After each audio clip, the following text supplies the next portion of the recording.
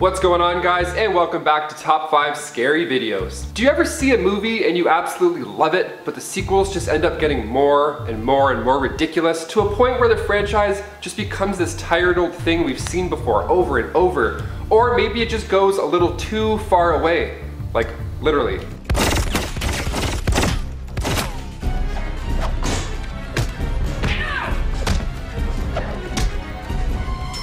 Or sometimes the sequel chooses to be different, and that's what makes it so unique. When it comes to horror, the sequels can be pretty hit or miss. So here to break down our top 5 horror movies that get better with each sequel, I'm Taylor McWatters. Let's get counting.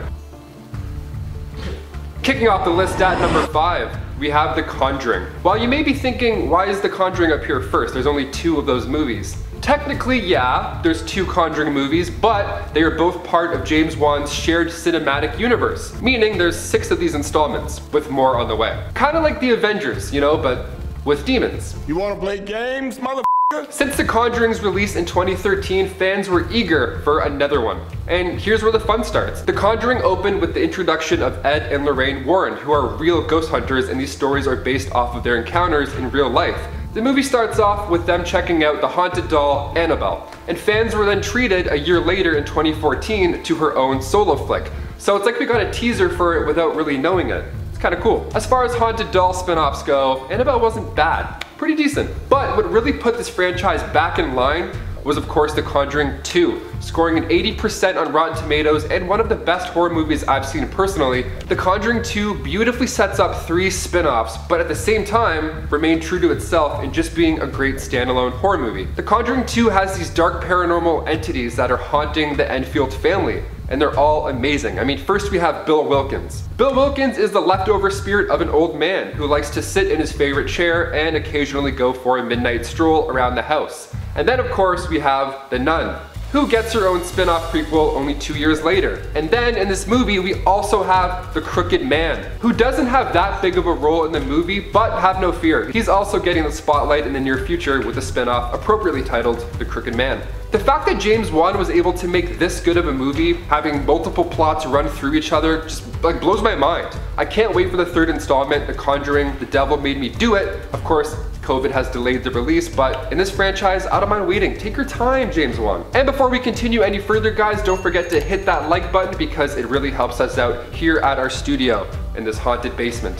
Thank you so much. Now let's get back to some great sequels. And coming in at number 4, we have Insidious. We go back again to the work of mastermind James Wan. This time, he's joined by Saw co-creator Leigh Whannell. Released in 2010, Insidious tells the haunting tale of the Lambert family as they're trying desperately to save their son Dalton from being trapped in a dark realm called the Further. Again, what started as a powerful new horror classic, fans wanted more. I was nervous about Insidious 2. I really loved the first one, like a lot. The Darth Maul demon? What? So good. Rose Byrne, Patrick Wilson, they play these 2 distraught parents and they give incredible performances. So once Insidious Chapter 2 came out in 2013, fans were hoping it wasn't just the same old story. And it actually has a lot to do with the first one. And this is why I give props to James Wan. He used time travel in a sense with the sequel. So certain spooky happenings that take place in the first one are explained more in the second. And it doesn't feel forced, like some movies try and go back and fix things that fans hated. Kind of like how Halloween 2018 retconned the idea of Laurie and Michael being siblings. Insidious 2 works, and it continues to work, with the most recent installment, Insidious: The Last Key, being a prequel. It's easy to mix up the Conjuring and the Insidious franchises because not only are they both terrifying and share a similar vibe and plot, but Patrick Wilson is in both. In The Conjuring, he plays Ed Warren and his wife is Lorraine. And then in Insidious 2, he plays Josh Lambert and his mom's name is Lorraine. So yeah, it's kind of confusing. You're not alone. I'll even catch myself being like, wait, Patrick Wilson and Annabelle are both in Aquaman?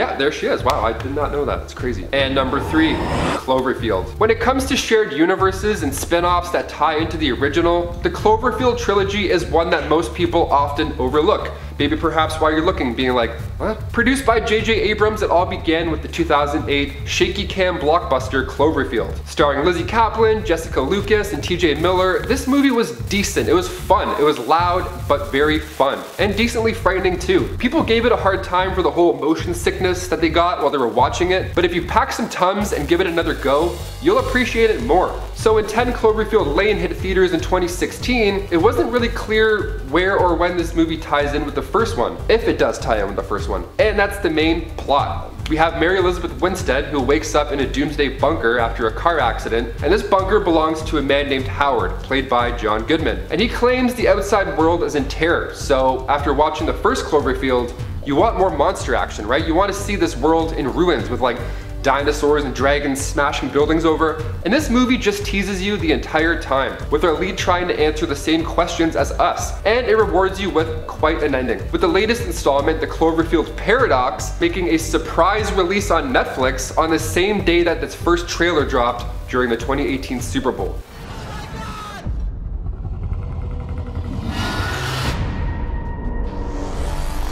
Whatever you're doing, stop. I remember patiently waiting for them to release a trailer because there was a lot of hype around this movie. And then when I saw that, I was this close to leaving the Super Bowl party that I was at. I was like, yeah, what's the score? That's sick. Awesome. Wow, that's a close one. This trilogy is awesome. Each of these movies are so different. There's honestly something in here for everybody. If you're looking for a Godzilla type monster movie, or a low budget box film, or an interstellar space thriller, if you like one of them, you'll at least take interest in the other two, and that's what we're talking about. Number 2, Saw. Now when it comes to fake outs and secret antagonists, nobody does it better like the Saw franchise. Starting back in 2004, Leigh Whannell and James Wan teamed up just to see how disgusting the world is. And with a 9th installment coming in the near future, it turns out we can watch people get tortured forever. This epic story began back in 2003 when Leigh Whannell and James Wan made a 9-minute short titled Saw. Well, now it's more commonly referred to as Saw 0.5. And they pitched it to studios until it was eventually picked up by Twisted Pictures. And the rest is history. The Saw franchise, sure, it's mostly about people getting tortured and having like their arms popped off and stuff, but the plot makes it so these people aren't exactly innocent. And at least with a series like this, they kind of change the plot up. These movies bob and weave throughout timelines, like you see flashbacks in one movie that now completely changes your outlook on another one. And the plot also just doesn't stick to one killer either, which is nice, because it starts to become a game of who's who and who's behind what. And you can hop in at any point in the series and you'll probably end up getting hooked. Literally hooked. You have 1 minute to pull the fishhook from her stomach and unlock her device. Or else the force spikes will penetrate her throat. The 9th installment of the franchise, titled Spiral, should be a pretty fresh take, starring and produced by Chris Rock. And coming in at our last spot on this list, we have A Nightmare on Elm Street. Released in 1984, starring a very young Johnny Depp. Or maybe he was acting like he was young. He's so good. A Nightmare on Elm Street gave us a new fear, and that fear being bedtime. Robert Englund plays the Springwood slasher who was burned to death by the parents of the children that he, well, killed.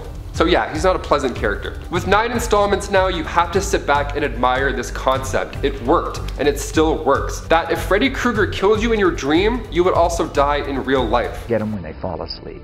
I have the upper hand when they fall asleep. Freddy would win.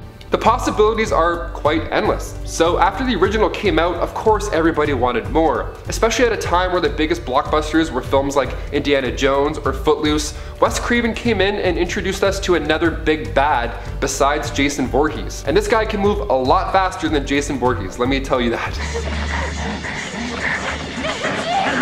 Open the door! Get me! And also, running in your dreams never works, so what a brutal combo. Then in 1985, the bar was raised yet again with A Nightmare on Elm Street 2, Freddy's Revenge. Especially when the director changes after the original, One would expect it to not hold up to the original, of course, but when it comes to these movies, they really got better over time. It's also pretty neat to see that the most loved sequel is arguably the 7th installment. To see a franchise go that long and fans are still debating whether the 3rd is better than the 7th, that's a great accomplishment. Like, you nailed it. What about you guys? Which Nightmare on Elm Street is your favorite? Let us know in the comments down below. I'm curious. Well, there you have it, guys. Thank you so much for watching. That's been our top 5 horror movies that get better with each sequel. And until next time, I'm Taylor McWatters. Stay spooky. See ya.